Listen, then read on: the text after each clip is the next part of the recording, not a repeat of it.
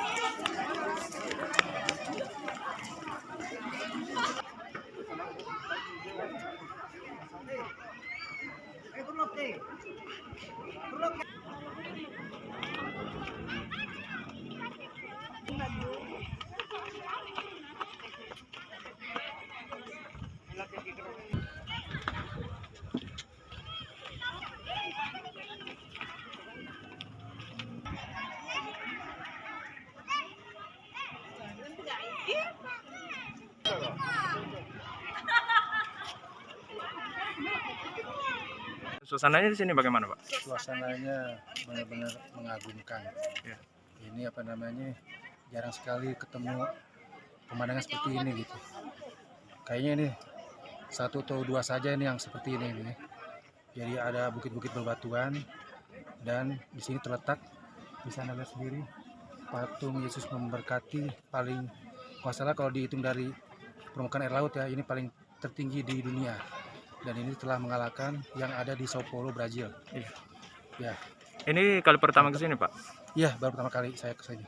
Iya. Dan ini sudah, begitu lihat pertama juga udah langsung bikin saya kepincut gitu untuk segera datang kemari.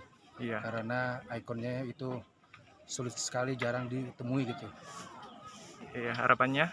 Harapannya ya buat yang teman-teman kita yang di luar sana gitu yang belum kemari itu, kalau bisa usahakanlah kemari.